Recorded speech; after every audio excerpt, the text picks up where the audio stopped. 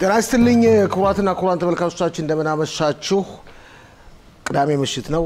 ሰዓቱ 7 ሰዓት እስከ 8 ሰዓት ድረስ አብረናችሁ እንቆያለን። ቀኑ ግንቦት 31 ቀን 2025 ዓ.ም ነው። ግንቦት ወርን እናጠቃላለን ማለት ነው። ጨረስን ዛሬ።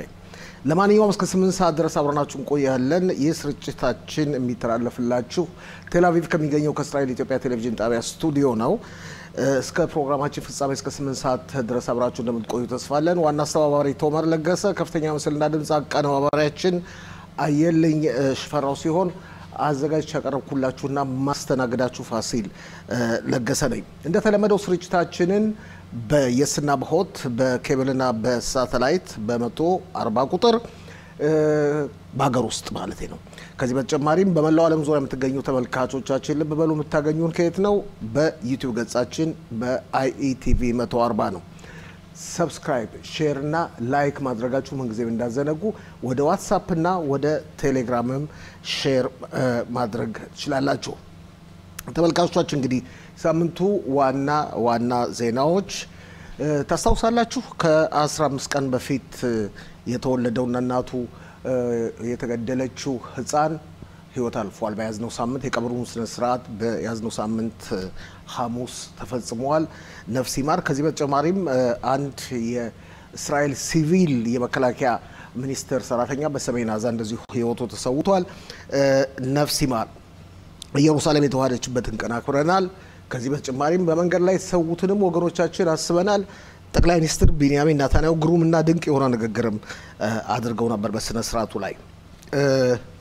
ታጋቾችን ለማስለቀቅ የሚደረገውን ድርድር ቀጥሏል። የእስራኤል መከላከያ ኃይል ጋዛን ሐማስን እየደመሰሰ ነው። ሰብአዊ እርዳታም በሚገባ መንከፋፈል ተጀምሯል። ሐማስ እንግዲህ ተነጥቋል ማለት ነው። ሰብአዊ እርዳታው ትርፍ የሚያተርፍበትን ደቡብ ሊባኖስ ላይ ተደጋጋሚ ድብደባ ተፈጽሞ ነበር በሂዝቦላ ድርጅት ጋር። አሜሪካና ኢራን የኒውክሌር ጦር መሳሪያን በማስመልከት የሚያደርጉትንም ድርድር እንደቀጠሉ ነው። እስካሁን ድረስ ስምምነት ጭላንጭል አለ እየተባለ ቢነገርም የታየ ነገር የለም። እነዚህ ናቸው እንግዲህ ሳምንቱ ዋናና በዜናዎቻችን። የምንጀምረው እንግዲህ ያለውን ተጨባጭ ሁኔታ በማስመልከት በያዝነው ሳምንት ረቡዕ አቶ ሽሎሞ ሞላን የቀድሞ ክኔሴት አባልና ምክትል አፈ ጉባኤ እንዲሁም ልብ በሉ የፖለቲካ ዜናዎች ተንታኛችን አነጋግሬው ነበር ነው። ጤና ይስጥልኝ አቶ ሽሎሞ ሞላ የፖለቲካ ዜናዎች ተንታኛችን የቀድሞ ክኔሴት አባል ምክትል አፈ ጉባኤ። ስንት ሹመት ነው ያለህ አንተ? ነራ በጣም ብዙ ሹመት ማፈፋሰና የለኝም። አሁን የነበረው ሁሉ ጊዜም እንዳለ ነው። እኛም በእኛ በኩል የሚቆጠረው ወንድማችን በእኛ በኩል ሁሉ ጊዜም እንዳለ ነው።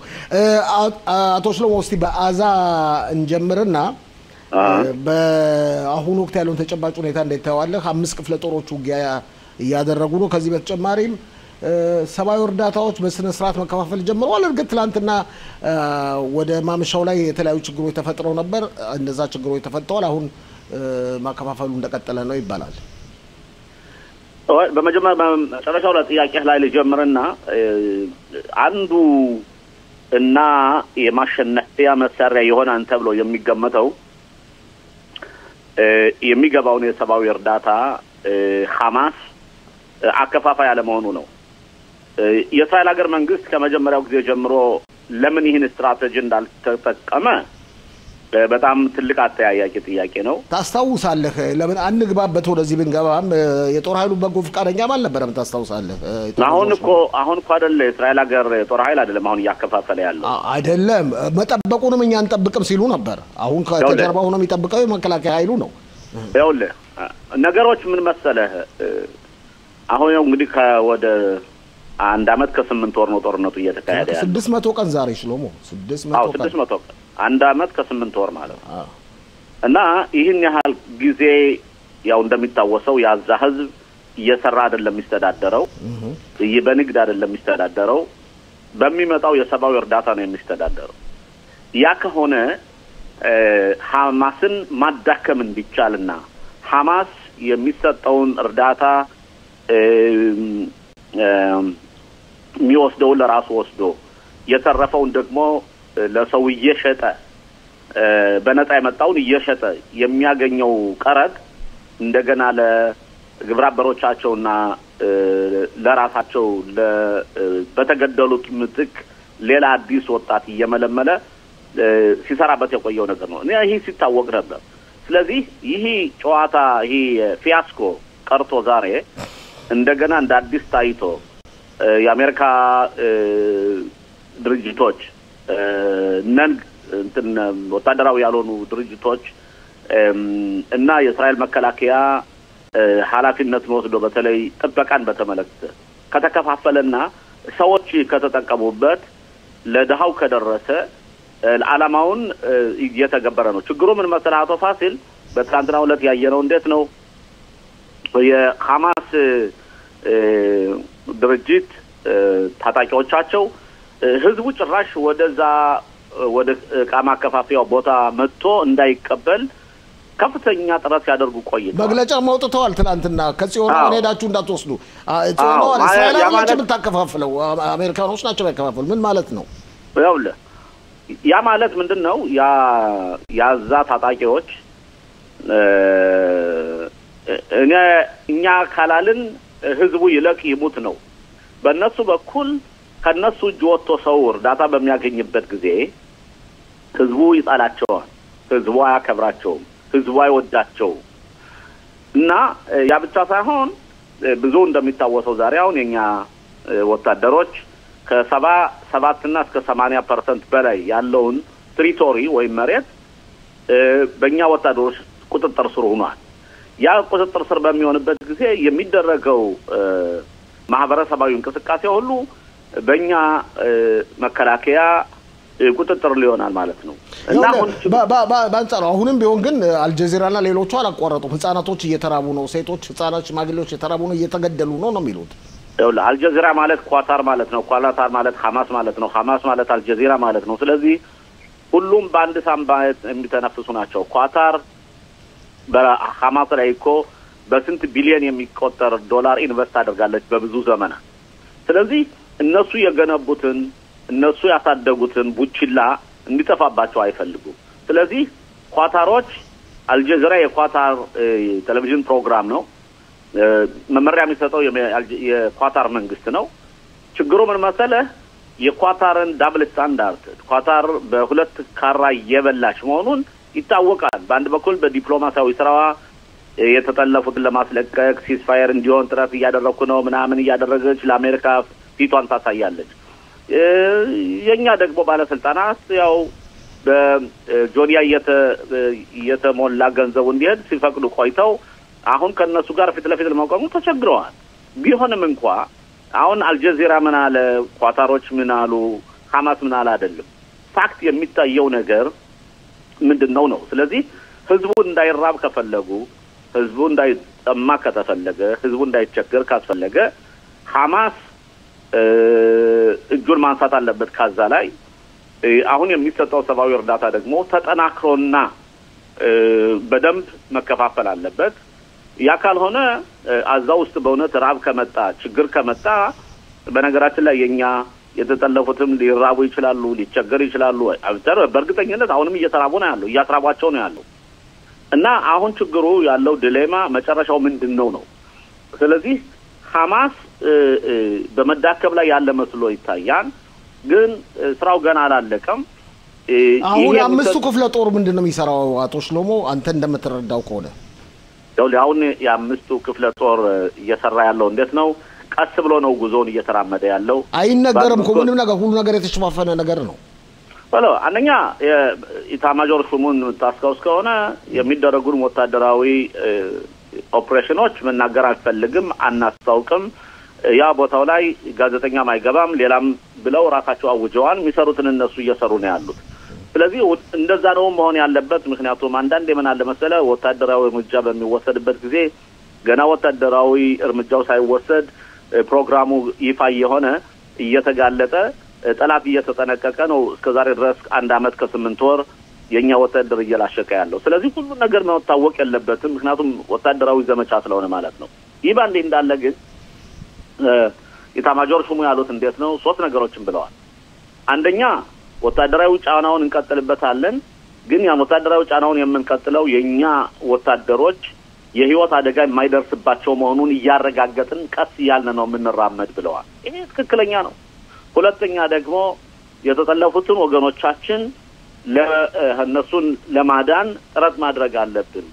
ወታደራዊ ዘመቻም እንኳን ማዳን ባንችል በዲፕሎማሲ መንግስት የሚወሰነውን ውሳኔ ለመተግበር በተፈለገው ሰዓት ዝግጁ ነን። ሶስተኛ ደግሞ የአዛ ህዝብ ደግሞ ረሃብተኛ እንዳይሆንና እስራኤል በጦር ወንጀል እንዳትከሰስ የሰብአዊ እርዳታ መግባት አለበት ነው።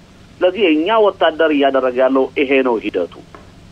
እንዴት ነው መጨረሻ ላይ የጦርነቱ መጨረሻ እንዴት ነው የሚለውን ስናይ የጦርነቱ ዓላማ አንደኛ የተጠለፉት በህይወት ያሉትም የሞቱትም ሲመጡ፣ ሁለተኛ ሐማስ ወታደራዊ አገዛዝ እንዳይኖረው እንዲሁም ህዝባዊ አገዛዝ እንዳይኖረው እነዚህ ነገሮች ከተሳኩ የኛ መከላከያ አዛ ውስጥ ምንም የሚያደርገው ነገር የለም።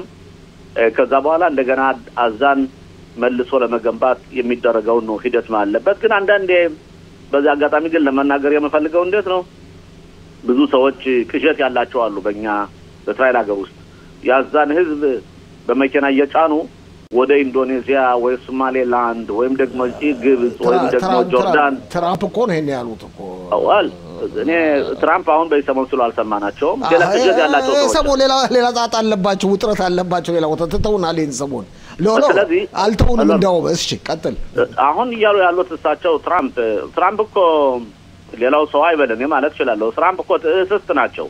ቀይሳዩ ቀይዮና አሁን ከፑቲን ጋር ግብ ላይ ናቸው። አሁን አሁን ፑቲንን ተው እኔ አሁን በእኛ በኩል ያለው ማለት ነው አረንጓዴ ሲሆን አረንጓዴ ይሆናሉ፣ ቀይ ሲሆን ቀይ ይሆናሉ፣ ቢጫ ሲሆን ቢጫ ይሆናሉ። አሁን ሰማያዊ ሲሆን ሰማያዊ አሁን ቀለሞች ሁሉ ስላለቁ ምን አይነት ቀለም እንደምናመጣላቸውና ቀለማቸውን እንደሚያሳዩ አናውቅም። ለማንኛውም እስራኤል ምን ጊዜም ቢሆን ኃላፊነት መውሰድ ያለባት በመታደርገው ተድራጎት በመታደርገው ስራ እስራኤል የአሜሪካ መንግስት ያደነናን ያወጣናን ይያሉ እንደ መሲህ አርገው ሲያዩት የነበሩ ሰዎች ዛሬ አይናቸው ውስጥ በገብቶ እያለቀሱ ባያወጡ ነው ያሉት። ስለዚህ ትራምፕን እንደ ሀዳኝ እንደ ፈዋሽ አርገው ያዩ ሰዎች ያን ባያደርጉ ጥሩ ነው።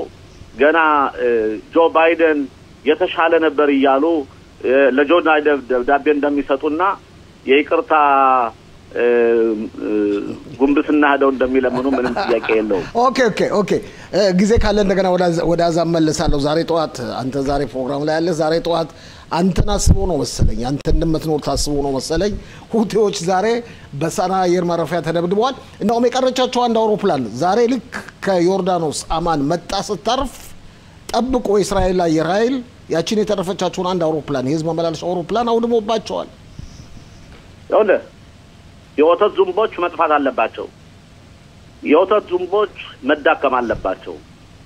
የወተት ዝንቦች እነሱን ማጥፋት ማለት ልክ እስራኤል ሂዝቦላን እንደገደለችው እንዳጠፋችው ወይም ደግሞ እንዳዳከማችውና የሊባኖስ ህዝብ ነጻነት እንዳገኘው ሁሉ ሁቲዎች ደግሞ ከጠፉ ወይም ከተዳከሙ ለደሃውና ለምስኪኑ የየመን ህዝብ በእውነት በር እስራኤል ከፈተችለት ማለት ነው።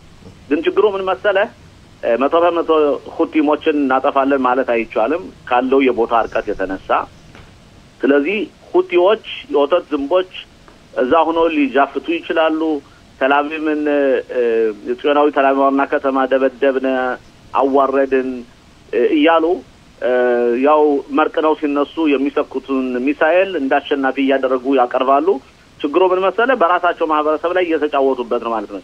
ፕሮፓጋንዳ ስራ እንጂ ተበቸው ወዲህ ነው ጫት እየቃሙ እየመረቀኑ ወይም ደግሞ በነጠላ ጫማ የመን አንስተው እየመጡ ፍልስጤምን ነጻ እናወጣለን ብሎ ማሰብ ይሄ አላደለ ዝም ብሎ የደንቆሮ አስተሳሰብ ነው። ስለዚህ ለዛ ነው እኔም የወተት ዝንብ ያልኳቸው አሳልፈው ጥልቅ በማያገባቸው መግባት ማለት ነው። ይኸውልህ አቶ ሽሎሞ ይኸውልህ አንተ ልክ ያልከው አባባል አለ ህዝባቸውን እየጎዱ ነው ያልከው። አሁን ለምሳሌ ወቅቱ እንደሚመስለኝ ከሆነ የእስልምና እምነት ተከታዮች ሀጂ የሚሄዱበት ነው ማለት መካ መዲና የነበረቸው አንድ አውሮፕላን ማመላለሻ 4 ነበሩ በ3 ሳምንት ጊዜ ውስጥ ወድመዋል አንድ የተረፈቻቸው ዛሬ ወደመች ህዝቡ ተጎዳ ማለት አይደለም እንዴ ህዝቡ እኮ እንዳይጎዳ ከፈለገና በአውሮፕላን ያቺ ያለችው አውሮፕላን የሌላውም ተጠግኖ በእግራቸውም ሄዱ ወይም በመርከብም ተጓዙ ያን ሁሉ እንዲያደርግ ከፈለገ ህዝቡ እኮ ሁቲዎችን ማለት ነው መጥፋት አለበት ውጡልን አርፋችሁ ተቀመጡ አሁን እኮ አሁን ሁቲ የወተት ዝንቦች የሚገዙበት አካባቢ ቦታ የነበሩ ወደቦች በሙሉ የባህር መደቦች ወድመዋል የአውሮፕላን መደቦች ወድመዋል አሁንም እስራኤል ስራዋን ትቀጥላለች ስለዚህ እኛ በ3 ሰዓት ሌሊት ወይም በ4 ሰዓት ሌሊት ልጆቻችን ከንቅልፍ እየተቀሰቀሱ የሁቲም አገዛዝ ያለው ህዝብ ወደ ሳውዲ አረቢያ ሄዶ ጦለት ሊለምን አይችልም ለምን ምን ብለው ነው የሚለምኑት ከሁቲም ውጭ አውጡልን ነው ወይስ ፍልስጤምን ነፃ አውጣ ብለው ነው የሚለምኑ አምላካችን እኮ እነሱንም አይሰማቸውም መጀመሪያ ራሳችሁን አጽድታችሁ ሁኑ ነው የሚላቸው ስለዚህ ዝም ብለው ከዛው የመን ሆነው ድህነታቸውን ደሃ አድርገው በድህነታቸው በወንዝ የሚሄዱ ውሃን እየጠጡ ረሃባቸውን ረሃብ እያደረጉ ቢቀመጡ ይቻላል እንጂ እየተራቡ ጀዳ ሄዶ ጾለት አለ ብሎ ማሰቡ ተገቢም አይደለም ትክክልም አይደለም ያም ስራችንም አይደለም እኛ ምን ፈልገው ሁቲዎች የሚያደርጉት ተድራጎት የአካባቢውን ህዝብ የሚጎዳ ነው ለህዝቡ የሚጎዳ እንጂ ለፍልስጤም የሚጠቅም አይደለም ለነሱም የሚጠቅም ግን ተጠቃሚው ማን ነው የባብ ራሱ ነው የባብ ራሱ ማን ነው ኢራን ነው ለምሳሌ ጠቅላይ ሚኒስትር ቢንያሚን ኔታንያሁ እንደዚህ ብሎ ተናግረዋል አንተም ሁሉ ጊዜ የምትለው ነው የባብ ራሱ ጭንቅላቱ ኢራን ነች ኢራን ላይ እርምጃ መወሰድ አለበት እዚህ ላይ የተቃረበ እንደሆነ ማጠቃለል ኒውዮርክ ታይምስ ጋዜጣ ዛሬ ጧት ያወጣው እትም አለ ይሄውም እስራኤል በከፍተኛ ሁኔታ እየተዘጋጀች ነው ምናልባትም ይሄንን የሰላሙ ድርድሩ ለማደናቀፍ እየሞከረች ነው በ7 ሰዓት ጊዜ ውስጥ እርምጃ የመውሰድ ኃይል አላት በኢራን ላይ የሚል ጽሁፍ አስፈረዋል እስራኤል የአሜሪካ 51ኛ ሀገር አይደለችም እስራኤል ራሷን የቻለች ኢንዲፔንደንት የሆነች ሀገር ናት እስራኤል ለምሳሌ ስስቱ ትራምፕ በሁቲሞች ላይ ምን ነው ዛሬ ተወጥቶ ታደርገው አዎ ስስቱ ትራምፕ በሁቲሞች ላይ ያደረገውን ስምምነት ሲያደርግ እና ልክ ሁቲዎች ወደኛ ሚሳኤል እንዲተኩሱ ሲፈቅድላቸው እኛን አማክረው አይደለም ሌላውም እንኳን ይቀርና አሌክሳንደር የሚባለውን የኛን ወንድማችን የተጠለፈውን በሚለቀቅበት ጊዜ የአሜሪካ ዜጋ ስለሆነ ከነ ናታንያሁ ጋር ሳይነጋገር አስለቅቆ ያ ብቻ ሳይሆን እኔ ሰባዊ እርዳታ ደግሞ እንዲገባላችሁ እስራኤልን አስገድዳለሁ ብሎ ወስኖ ከዛ በኋላ ነው ለኛ ሪፖርት ያደረገልን ይኸውልህ እስራኤል በአንድ በኩል በርግጥ እስራኤል ከአሜሪካ ጋር መጣላት የለባትም በተቻለ መጠን ከአሜሪካና እስራኤል ያላቸውን አላይንስ ወይ ወዳጅነት የሚጠናከርበትን መንገድ መፈለግ አለበት በአንድ በኩል ግን ለምሳሌ ትራምፕ የሚያደርጉት ስምምነት እስራኤልን አደጋ ላይ የሚያደርስ ከሆነ አሁንም ቢሆን ኢራኖች ሴንትሪፉጎት አግንተው ወይም እነሱ የኒውክሌር ቦምብ የመጫን አቅም እንዲኖራቸው ያ ፍቃድ የሚፈቅድላቸው ከሆነ እስራኤል አሜን ብላ መቀበል የለባትም ትክክልም አይደለም ስለዚህ አሁን ባለነበት ሰዓት ውስጥ አሁን በመናደርገው ጊዜ በሚደረገው ውይይት ላይ ግን እስራኤል አይኗን አፍጥጣ የትራምፕን አይን ለማውጣት እስራኤል ኢራንን ትጎዳለች ወይ ኒውክሌር ቦምብ ፕሮግራሟን ታወድመዋለች ብየን ያላምንም በርግጥ አሁን በኒውዮርክ ታይምስ ላይ የወጣው ጋዜጣ ምናልባት ናታንያሁን ለማስጠንቀቅ ሊሆን ይችላል ወይም ለማስፈራራት ሊሆን ይችላል ራሱ ትራምፕ ደውሎ ጠቅላይ ሚኒስትር ቢንያሚን ኔታንያሁ ይሄን ማድረግ የለብህም እንዳታደርግ ብሎ አስጠንቅቆታል ይባላል ኒውዮርክ ታይምስ እንደዚህ ነው ይሄ ኒውዮርክ ታይምስ አመለካከት ነው ትራምፕ ቢያለው አይደለም አጣፋት የኒውዮርክ ታይምስ አመለካከት ሳይሆን ቢንያሚን ኔታንያሁና ትራምፕ በዚህ 48 ሰዓት ውስጥ ተነጋግረዋል በስልክ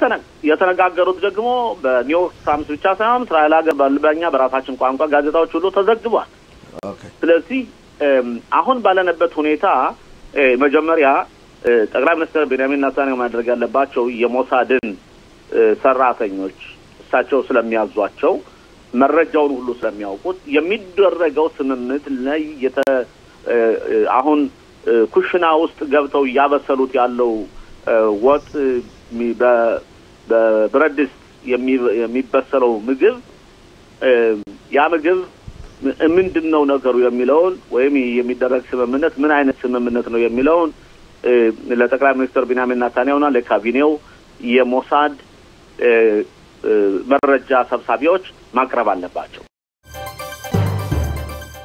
בשעה 2 בצהריים כוח בפיקוד מפקד יחידת אגוז מגיע לקיבוץ לסייע בפינוי נפגעים, ובשעה 2:52 הגיע כוח בהובלתו של שר מרגוליס השם ייקום דמו לביתו של הרבש"ץ בניסיון לחלץ אותו, ובמהלך הקרב בביתו הוא נפגע ונהרג, לאחר שבמהלך היום חיסל מחבלים רבים בקרבות גבורה.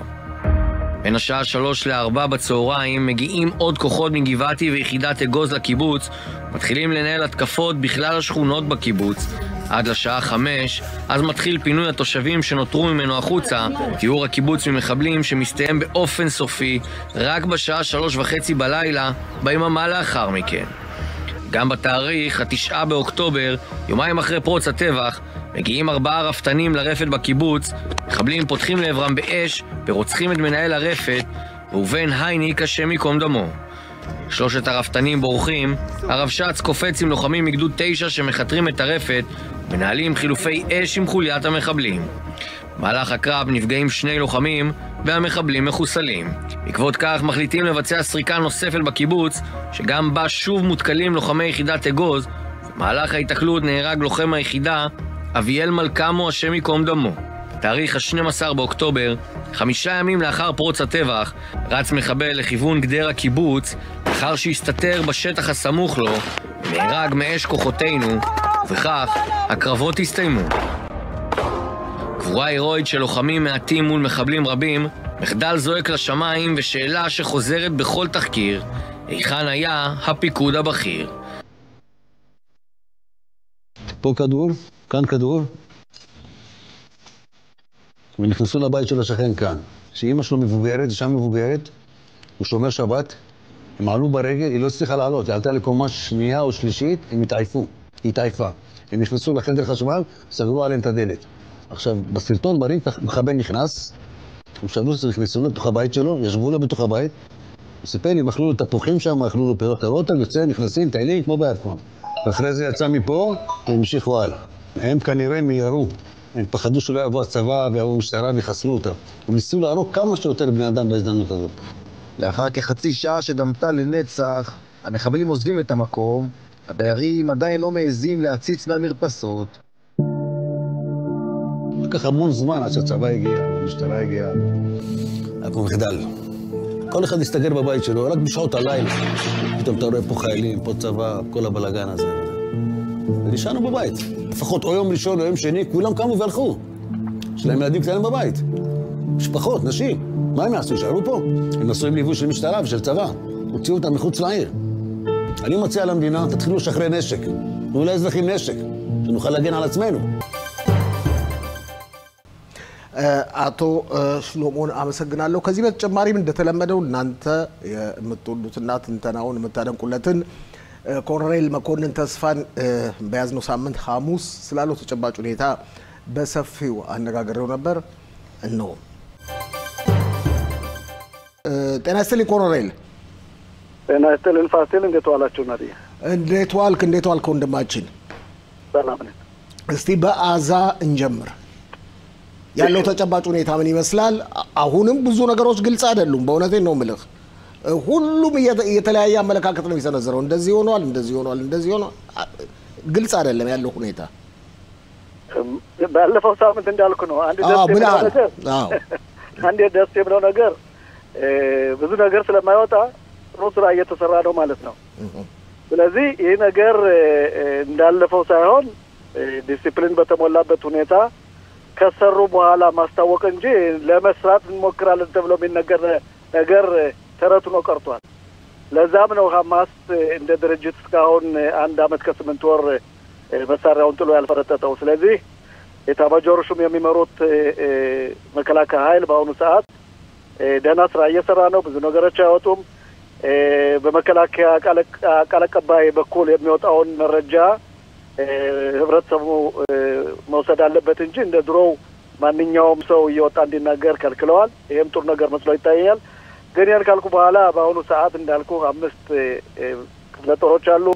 እነዚህ ክፍለ ጦሮች አንደኛ የሐማስ ያለባቸውን ቦታዎች እየፈተሹና እየመረመሩ መሳሪያዎችን እያወደሙ ዋሻዎችን እያወደሙ፣ በሌላ በኩል ደግሞ ትልቁ ስራው በአሁኑ ሰዓት ያው እንደምታውቀው የሰብአዊ እርዳታ ማከፋፈል ሁኔታ ስለሆነ የሰብአዊ እርዳታው ባለፈው እሁድ መሰለኝ የጀመረው ትንሽ ችግር ነበረበት። የአዛዝ ሙሉ መጥቶ የአሜሪካ ተቋም የሚያከፋፍለውን መደብሮች አንዳንድ ችግሮች ተፈጥረው ነበር። ወዲያው ግን እዚህ ላይ ለቋርጠ እንዳይቀርታ ትላንትና ቪዲዮዎች የተለቀቁት ስናይ የአዛ ወጣቶች ትራምፕንና ናታንያሁን እናመሰግናለን እያሉ ነው እርዳታ ስለመጣለን። ትክክል።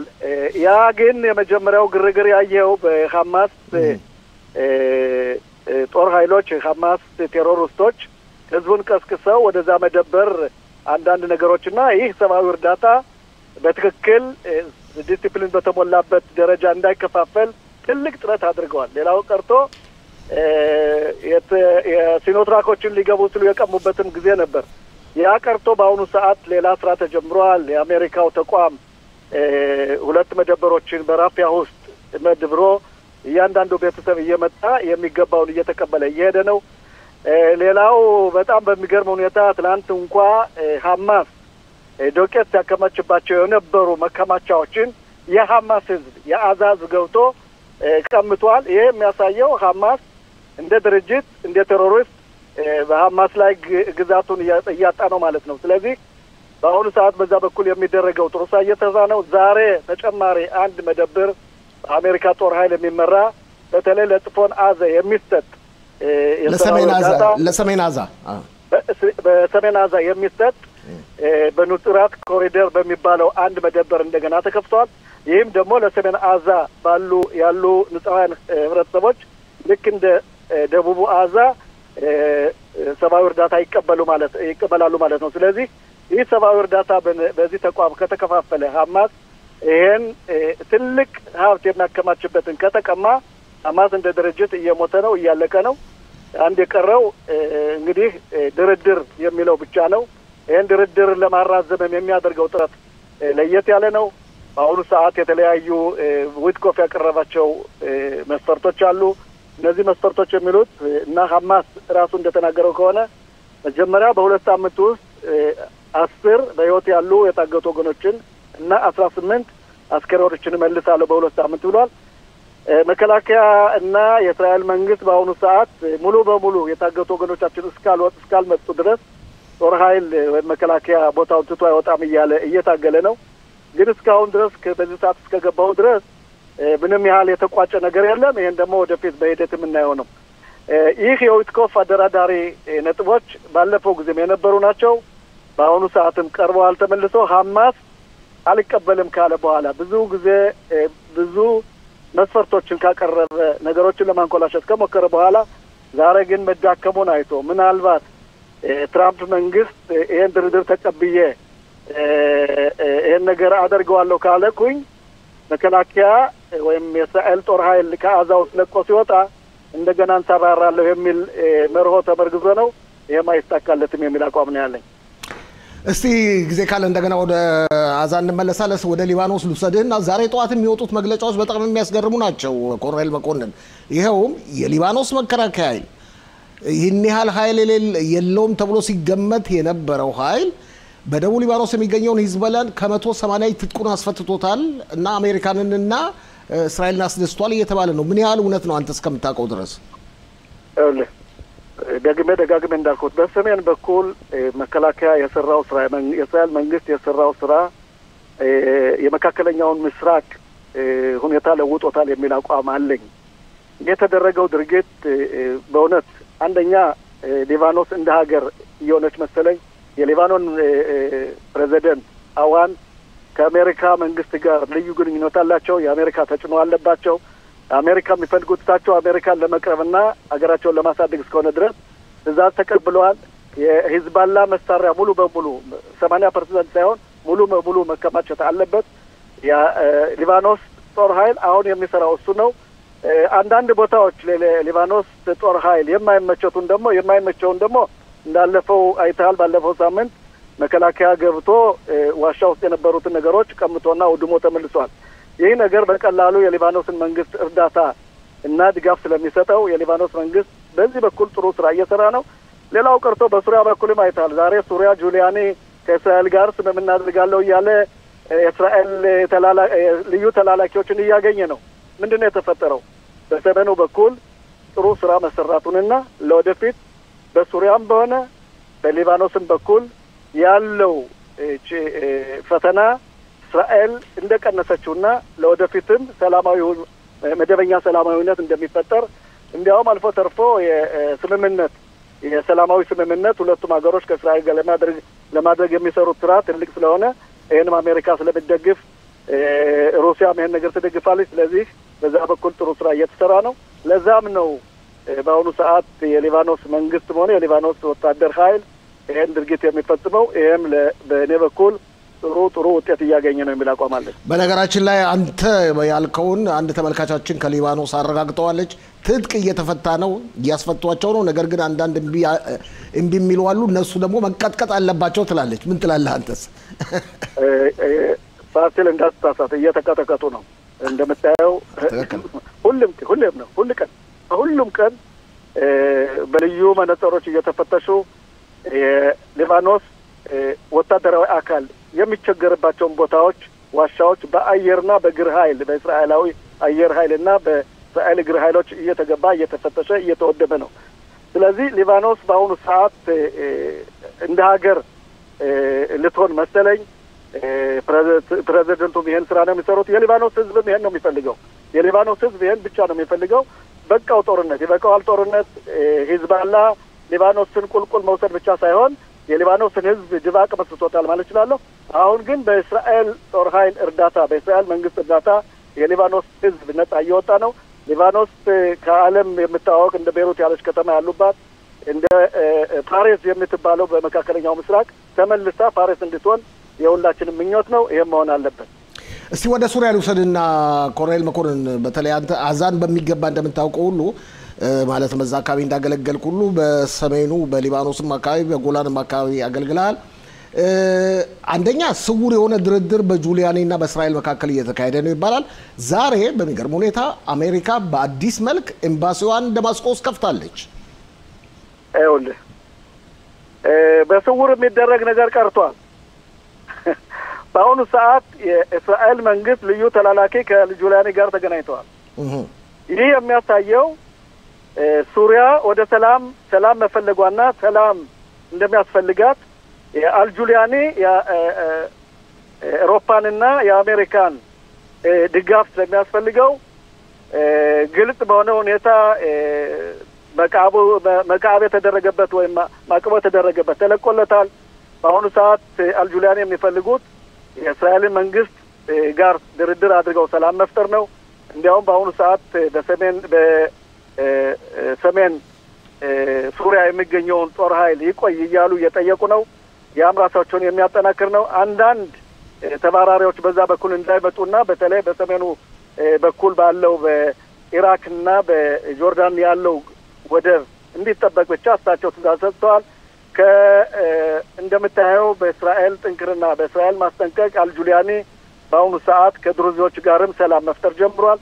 ስለዚህ በዛ በኩልም ጥሩ ስራ እየተሰራ ነው። በተለይ ደግሞ ግልጽ የሆነ የሰላም ስምምነት በእስራኤልና በሱሪያ መደረጉ በአልጁሊያኒ መደረጉ በጣም የሚደነቅ ነው። በዚህ ቅጥፈት መሰራቱ ግን በጣም ይገርማል። ይሄም ይስተካከልን ነው ማለት።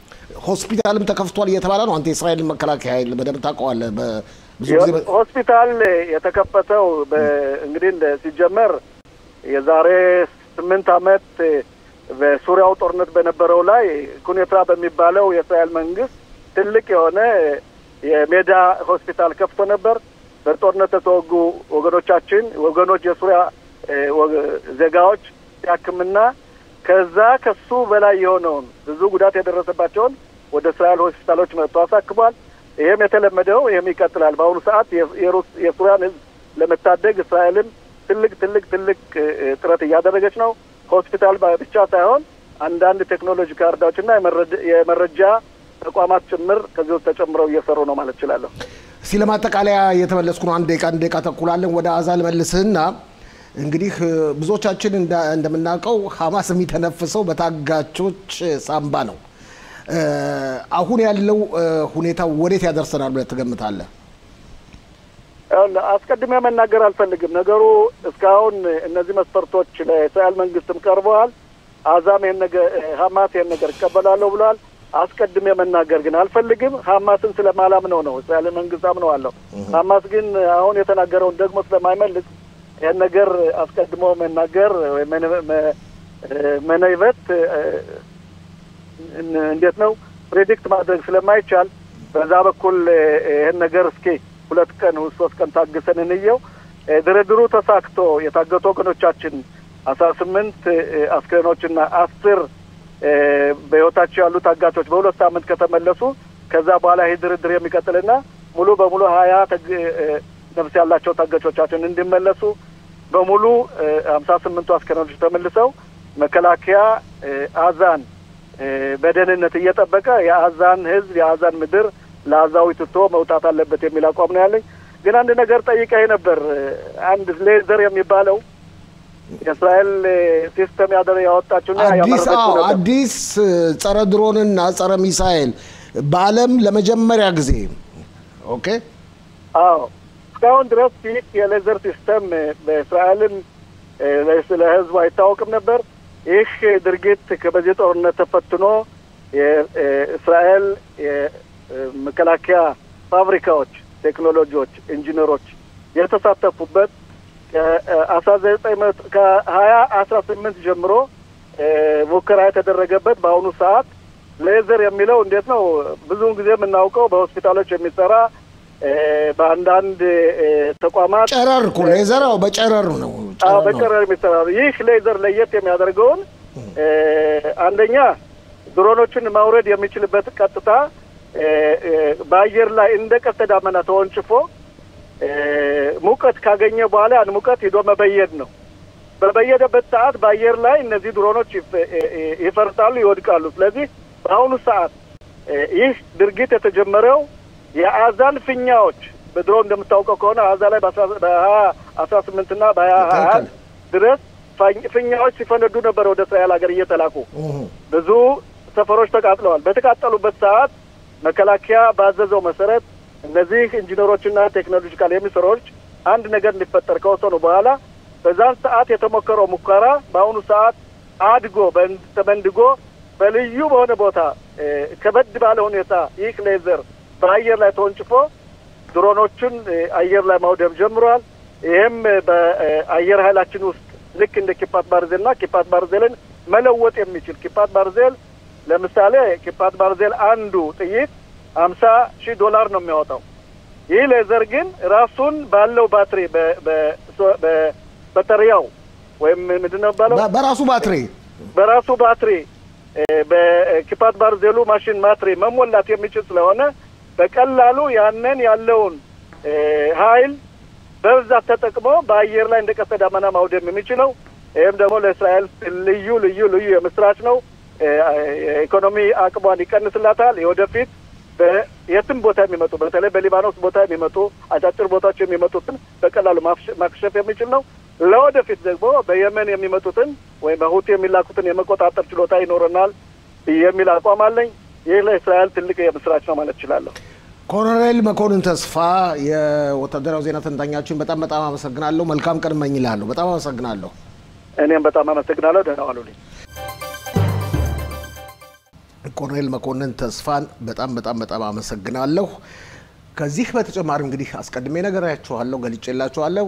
በያዝነው ሳምንት ሰኞ ኢየሩሳሌም የተዋሃደችበት ቀን ተከብሯል። ከዚህ በተጨማሪ መንገድ ላይ የተሰዉትን ወገኖቻችን አስበናል ብለናል። በቅሪያት ያም ከተማ በተለየ ሁኔታ ልዩ ስነ ስርዓት ተካሂዶ ነበር። ባልደረባችን ሩቬን መሸሻ ካዘጋጁትና ካቀነባበሩት አንዱ ነው። በያዝነው ሳምንት በሰፊው አነጋግረው ነበር። ሩቬን መሸሻ ከቅሪያት ያም ጤና ይስጥልኝ ሩቬን። ጤና ይስጥልን ፋሲል። ሰሞኑን አልተገናኘንም። ይኸውልህ እንግዲህ ሰኞ ትላንት በመንገድ ላይ ከሱዳን ሲመጡ የተሰዉት ወገኖቻችን የታሰቡበት ቀን ነበር። ዋናውና ትልቁ ስነ ስርዓት በኢየሩሳሌም ተከብሯል። እናንተ ግን በክሪያቲያም ይመስለኛል እሁድ አስቀድማችሁ ስነ ስርዓት ባለው መንገድ ትልቅ በዓል አክብራችሁ ነበር። በእስራኤል ኢትዮጵያንም አምባሳደር ጋብዛችሁ ነበር። እስቲ ፎቶግራፎችም ልከልናል፣ ቪዲዮም ልከልናል። እስቲ ያጫውተን።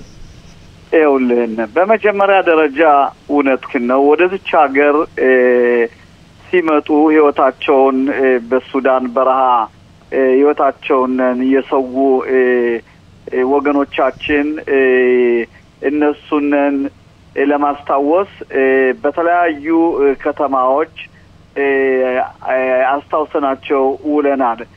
ወደ ክሪያቲያም በምንመጣበት ጊዜ ክሪያቲያም ሁለት ነገሮች ነው የነበሩ እሁድ ዕለት ቀደም ብለን ያደረግነው ዋናው ምክንያት በመጀመሪያ ደረጃ በክሪያቲያም ለነዚህ ሙታን ማስታወሻ ክሪያቲያም ውስጥ ወደ 58 የሚሆኑ ቤተሰቦች አሉ።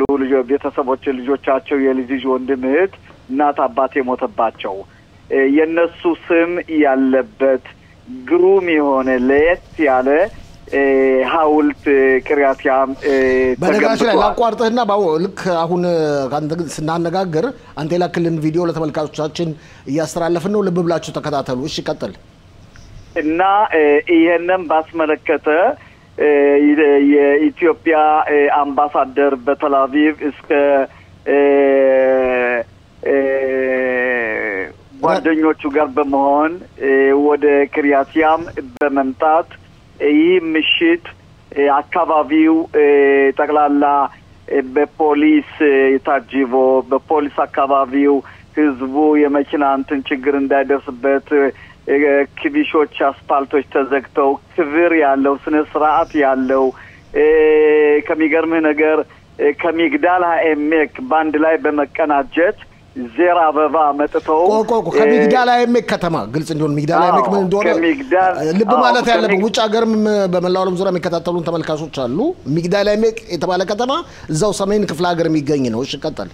ሚግዳል ሃኤሜክ ከተማ ያሉ ወገኖቻችን ነገሩን በመመልከት የዜራ አበባ ይዘው ቅፍ አበባ መጥተው እዛ ከተሰራው ሐውልት ነፍሳቸውን ይማር ብለው ማስቀመጣቸው እዛ የነበሩትን እንግዶች በተለይ አምባሳደሩንም ሆነ የክሪያቲያም ከንቲባ በጣም ነው የተደነቁ። ስለዚህ በዛን ወቅት የነበረው ስነ ስርዓት የነበረው ንግግር የተደረገው የቀሩት ወገኖቻችን ሙተው የቀሩት ማለት ምን ማለት ነው? እናቶች ወጥተው ሲናገሩ ልጆች እንዳቀፍኳቸው ከጄ ላይ ሞቱ እያሉ ሲናገሩ ከዛ የተቀመጠ ያላለቀሰ የለም ፋሲል።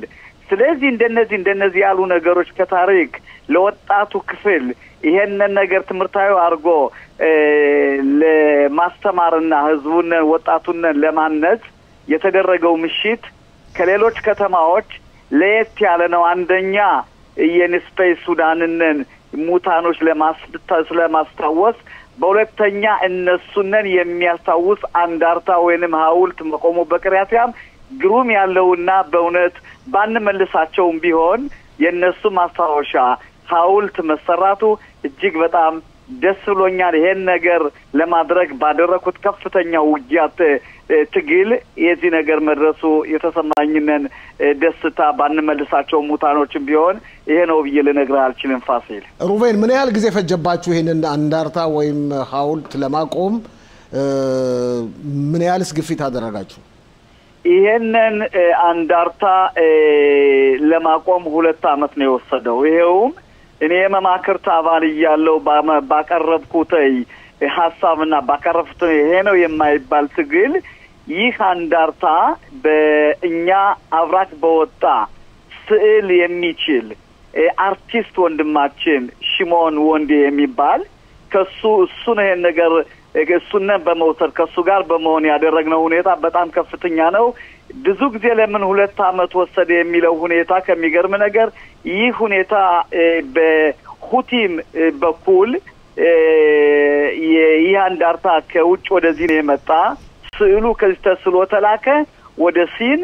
በሲና ሲል ወደ ቻይና ወደ ቻይና ተላከ ከቻይና ወደዚህ ለመምጣት ችግር ነበር በዚህ በሁቲም በየመኖች በሚያደርጉት ምክንያት ስለዚህ ከዛም በኋላ እንደገና ጦርነቱ በአካባቢያችን የነበረው እነዚህ ወረወረ የነበረው ከፍተኛ መሳሪያ ታውቃለህ በእነዚህ ምክንያቶች ለሁለት ዓመት ተዘግይቶ ይኸው በትላንትናው በበቀደመው ውደት በተደረገው በ25 ቀን 5ኛ ወር የተደረገው ሁኔታ ግሩም ያለውና ደስ የሚል ሁኔታ ነው የነበረ እዚህ ላይ ሩቤን ብዙ ሰው ተሳትፎ ነበር በስነ ስርዓቱ ላይ እንዳልኩም ከመግዳላ ምክ ጭምር ማለትም ከመግዳላ ምክ ከተማ ጭምር መጣው ነበር ከሌሎችስ ከተማዎች በአካባቢያቸው ከሚገኙ ከተማዎች የሚኖሩ ኢትዮጵያዊ ወዳንስ መጣው ነበር ለምሳሌ በክሪያት ሞስኬን በክሪያት ቢያሌክ በክሪያት አታ በክሪያት ኻይምና በኻይፋ አካባቢ የነበሩት የኛ ህብረተሰቦች ኢትዮጵያኖች መጥተው ነፍሳቸውን ይማርበለው አብረውና አምሽተዋል ከዛም በኋላ ባንድ ላይ በመሆን የኢትዮጵያኖች ማዕከል ቦታ ለቤት ሞረሸት የሚባል አምባሳደሩን ከዛ ቦታ ራት በመጋበዝ ሁላችን በመገኘት የኛ ህብረተሰብ ለአምባሳደሩ ትክክለኛውን ጥያቄዎችን በመጠየቅ በአምባሳደሩ በኩል ጥሩ ገቢ የሆኑ መልሶችን በመቀበል ለወደፊቱም እናረጋቸው ሁኔታ ይሄን መሆን አለበት የሚለው ነገር ተነጋግረንበት በዚህ ሁኔታ ተፈጽሟል ኦኬ በእውነት ስለዚህ መረጃ በጣም እናመሰግናለን በእውነት እናመሰግናለን ጋር ፎቶግራፎችንና ቪዲዮዎችን በስነ ስርዓቱ ላይ የነበረውን ስለላክልን እስቲ ወደ አካባቢያችሁ የጦርነቱ ተጨባጭ ሁኔታ እንለፍና በሊባኖስ አልፎ እስራኤል እርምጃ መውሰዷን አላቆመችም ከዚህ በተጨማሪ ዛሬ አንድ ይፋ የወጣ ቪዲዮ አለ ደቡብ ሶሪያ ውስጥ እስራኤል መጠነኛ ሆስፒታል በማቋቋም ለአካባቢው ነዋሪዎች አስፈላጊውን የሕክምና እርዳታ እየሰጠችም ነው ይባላል በአጠቃላይ ሁኔታ ያለው ተጨባጭ ሁኔታ ምን ይመስላል ሊባኖን ነው የምትመለከተው አሁን ሊባኖንና ሱሪያን አንድ ላይ ነው የምመለከተው ይኸውልህ በመጀመሪያ ደረጃ በሊባኖን ጀምርና ለምሳሌ በሊባኖንና በእስራኤል በኩል በተለይ በሂዝቡላ በኩል የሆነ ምናልባት ያልተሰማ ነገር ካለ በተለያዩ ሚዲያዎች ያለው ምንድነው አሁን ሂዝቡላ በእስራኤል በኩል ሬሳዎች ሆነ የሞቱም ሆነ አንዳንድ የተጠለፉ ወደ እስራኤል እንዲመለሱ የሚለው በእስራኤልና በሂዝቡላ በኩል የሆነ ውይይትና ድርድር ያለ እዚህ ላይ እናስተካክለው ከእስራኤል በሂዝቡላ እጅ የተጠለፈ የለም ምንም ነገር የለም ነገር ግን የሂዝቡላ ድርጅት አባላት በእስራኤል እጅ በቁጥጥር ስር ይዋሉ አሉ እነሱ እንዲመለሱ ማለት ነው አንደኛ እነዚህ እንዲመለሱ በሁለተኛ ደረጃ በሌላ በኩልም ቢሆን ሂዝቡላ በተዘዋሪ እጅ ያለበት ሁኔታ ነው ይሄ ነገር ለምሳሌ ሮና አራድን ብንወስድ ለምሳሌ ኢራኖች ነው ኢራቅ ይባላል ግን የሂዝቡላ እጅ እንዳለበትና እንደገናም ደግሞ ከመጀመሪያ ጀምሮ የሂዝቡላ እጅ ያለበት ሸጦት ነው እየተባለ ነው እንጂ ከመጀመሪያው ጀምሮ ስለዚህ ነው ይሄንም ጠቆም ያደረኩኝ ስለዚህ ይሄንን ለዚህ ነገር ነገር ማግኘት ይቻል የሚለውን ይሄ ነገር ሁላችንም ቆይተን የምንመለከተው ነው ይሄ ነገር አለ ሌላ በሱሪያ በኩል እስራኤል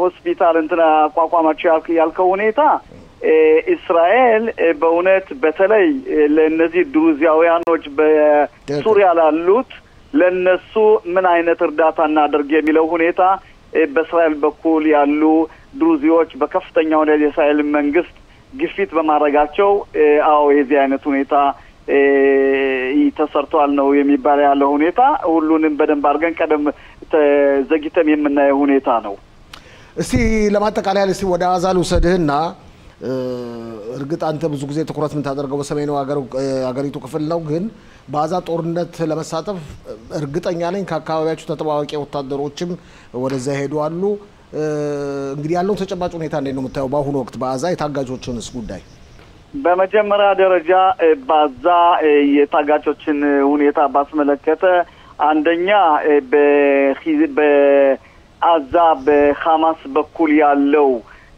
የእርዳታ ሁኔታ መሰጠቱ የአዛን ህብረተሰብ ያለው ሁኔታ በጣም ስታየው የሚያስጠላ ሁኔታ ነው በመናይበት ጊዜ ለምሳሌ ስነ ስርዓት የሌለበት ዓለም ለአዛ ህዝብ ራብ እንዳይሞቱ ተብሎ የቀረበው ሁኔታ ጉልበት ያለው ይወስዳን ጉልበት ያለው ግን አይወስድም።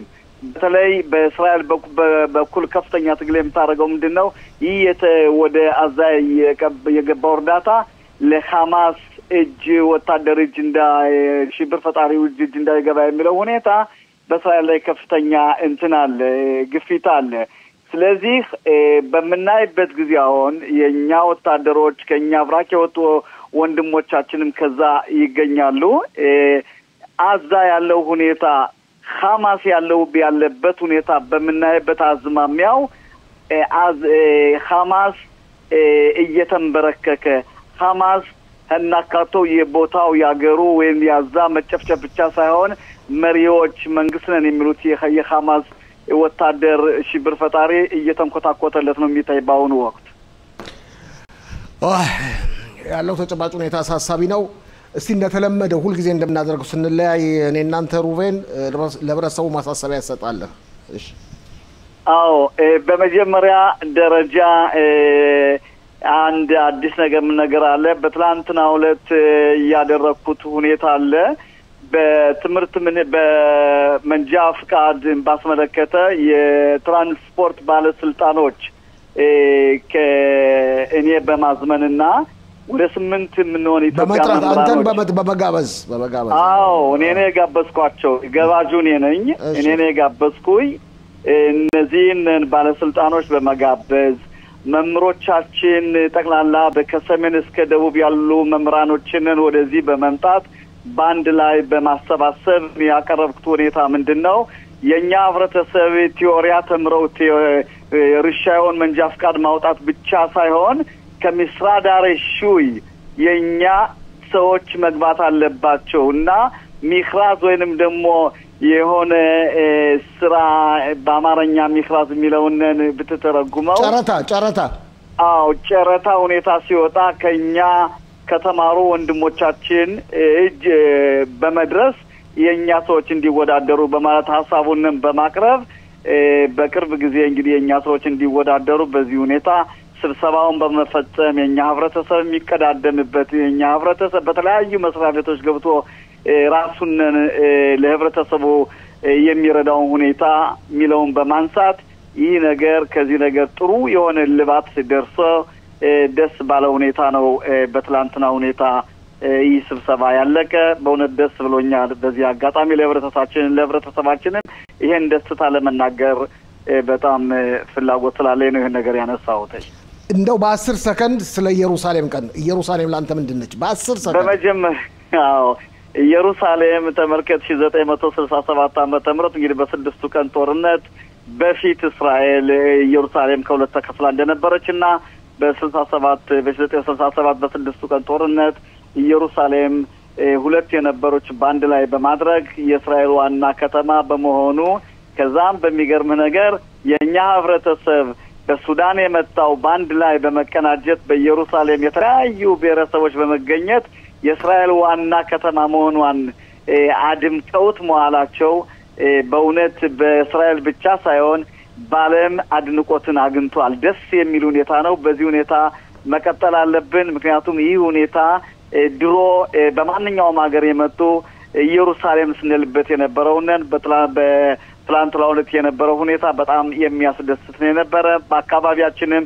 አውቶቡሶች በምስራቅ አክሊታ በኩልም ሆነ በተለያዩ ቦታዎች በመውጣት የኛ ህብረተሰብ ጎላ ብሎ በቁጥር በዛ ብሎ መታየቱና በተለይ አንድ የሆነ የፖሊስ ወታደር ወጥቶ እህቴ ከጀላይ ሞተችብኝ ብሎ ወጥቶ የተናገረው ሁኔታ የሁላችንም ልብ ነው በጣም እየሰበረው። ስለዚህ ሁላችንም ቢሆን ኢየሩሳሌም የሚለው ሁኔታ ከራሳችን እና ከአይምሮአችን እንደማይለይ ነው። ለወደፊቱም ይሄንን ይመስላል። ፋሲል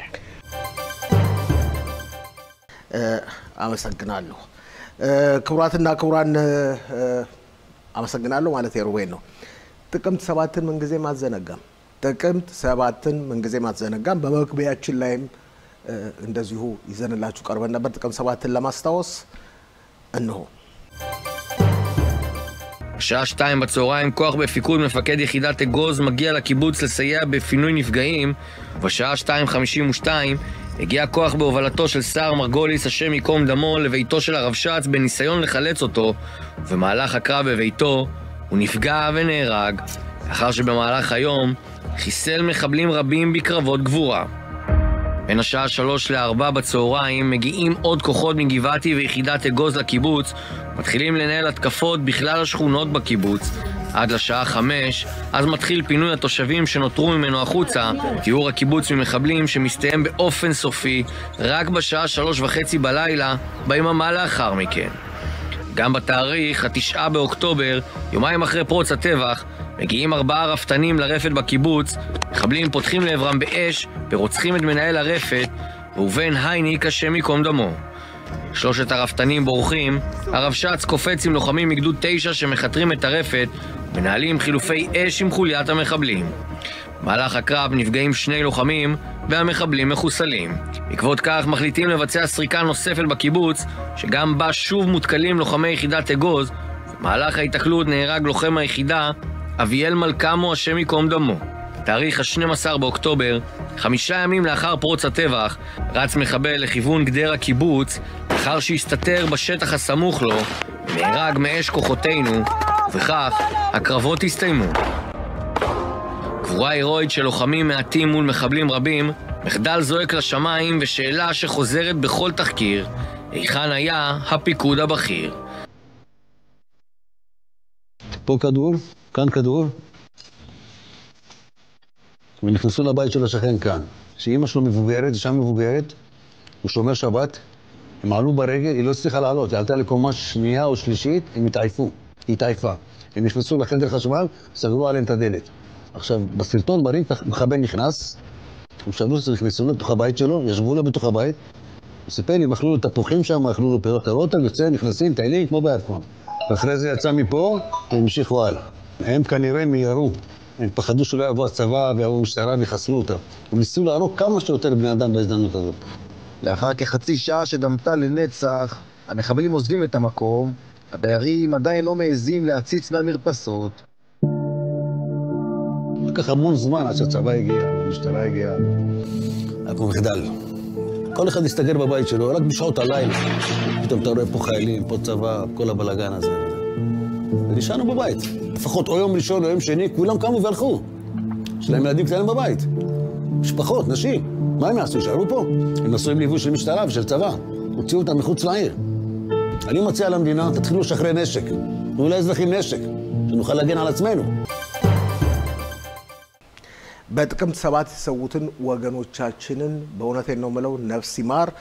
1200 ወገኖቻችን 58 ህፃናትን አጥተናል በጥቅምት 7። ምን ጊዜም ማስታወስ አለብን፣ መርሳት የለብንም፣ መዘንጋት የለብንም። አጠቃለን እንግዲህ ክቡራትና ክቡራን ተመልካቾቻችን ነገ ሽቦት የተሰኘውን በዓል የምንጀምርበት ቀን ነው። ለማንኛውም ልክ በ2 ሰዓት እንገናኛለን። እስከዛው ድረስ መልካም ምሽት እመኝላችኋለሁ። ዋና አስተባባሪ ቶመር ለገሰ፣ ከፍተኛ ምስልና ድምጽ አቀናባሪያችን አየልኝ ሽፈራው፣ አዘጋጅ ያቀርብኩላችሁን ያስተናገርኳችሁ ፋሲል ለገሰ ነኝ። መልካም ሌሊት።